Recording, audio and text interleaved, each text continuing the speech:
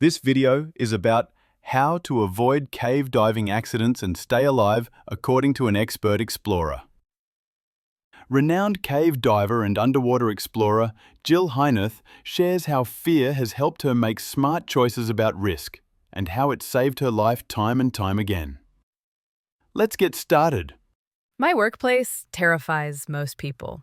As a cave diving explorer, I swim alone through the claustrophobic blackness, where an error on the job may limit my chance of survival to a single breath. Even though this highly technical pursuit has claimed some of my friends, I argue that the calculated risks I assume are worth the rewards. Beyond the scientific discoveries and new maps I bring home from expeditions, cave diving has also offered opportunities for self-awareness and personal growth. Some people think I am fearless. That is not even close to accurate. The ability to acknowledge and manage a healthy level of evolutionary fear helps guide me through groundbreaking dives and forms a framework for pursuing other significant challenges in life. 1. Into the darkness. We've all heard divers declare, "I'll never cave dive or go inside a wreck." When I hear a statement like that, I know that person recognizes their limits, experience, and background. They have a certain amount of emotional maturity and wisdom. It doesn't mean that they will never be able to engage in technical diving in the future. It merely means that they are unwilling to accept the risks at this time. I'm a little scared when I go diving, and I look at that as a good thing. Fear is a healthy emotion that lets us know we care about our future, but it also can cause emotional paralysis. The secret to survival and growth in spite of fear is finding a way to swim into life's unknowns one small fin kick at a time. Moving toward fear means identifying risks, mitigating them through practice, and accepting responsibility for the results. Divers often suggest that I might not want to dive with them because they are afraid. My response: you are precisely the type of person I want to dive with. Being fearful means you care about the outcome. Fear helps you make good choices about risk versus reward. Yet, when we liberate ourselves from the contraction of fear, personal limitations and negative perceptions are minimized. We can increase our overall potential.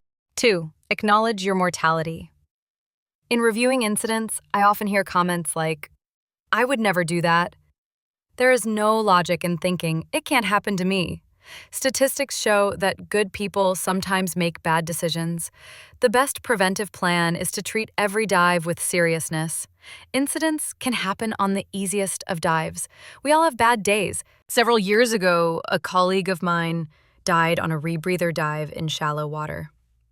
I always thought of him as someone who paid proper attention to detail and safety protocols, but on the day of his death, he cut corners.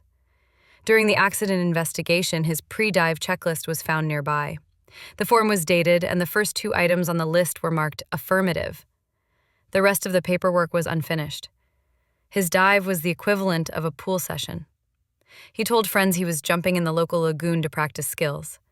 His motive was legitimate, but for some reason, he skipped necessary safety protocols on that day. Although he could have easily stood up with his head out of the water, he drowned. He had failed to prepare his rebreather adequately, and it cost him his life. 3. Breathe deep. Fear is a basic human defense mechanism. Our primal selves are programmed with responses intended to keep us alive. When we find ourselves in danger, our bodies respond with fight or flight. Unfortunately, neither of those options serves us well underwater. In the face of danger, it can be tempting to bolt to the surface, but that could get you injured or killed. When I'm trapped in a blinding whiteout and have lost the safety line in a cave, it's easy to panic.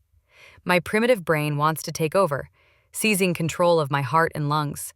But I have learned to switch off that instinct by taking slow, deep breaths. In controlling my breathing and heart rate, I can postpone crippling emotions and focus on the next correct decision. With practice, I can remain calm, inhaling thoughtfulness and pragmatism that help me take careful steps to find the lost guideline and ultimately safety. If this sounds familiar, it's because it's the most basic advice from your entry-level scuba class. Patty's mantra is think, breathe, and act. I'm inclined to focus on breathing first, taking a deep, slow, relaxing breath that can help flush out the gremlins threatening my resolve. Every breath must be measured and calm, keeping my heart rate low. Emotions will only distract me from success and use up precious gas supplies. Pragmatism and confidence must rule the moment so that I can solve my dilemma and get out of the cave. Freedivers and people who meditate understand the importance and power of proper breathing techniques. In scuba classes, instructors sometimes gloss over discussions about respiration and relegate breath control to the realm of gurus. After all, everyone breathes, all day, every day. In truth, few people practice breathing effectively. I would love to see every diver take a freediving class to learn more about breathing and the astounding potential of human performance. Even if you don't take a class, resolve to practice deep breathing as a technique for relaxation. 4. Thinking small. Big problems are not solved quickly. In an area no taller than the space beneath your chair, the panicking diver in the previous anecdote became the cork in the bottle containing my life. I had to calm her down, repair our line, and manage a failing breathing system. At that moment, trapped in a silty cave with broken life support gear, it was tough to conjure up a vision of success. It was much more important to stay focused on the immediacy of my situation. Recognizing the need to take the next small yet decisive step toward a positive outcome saved my life. For 73 minutes beyond my dive plan, small victories added up, even as rescuers were rushing to the scene expecting to recover my body.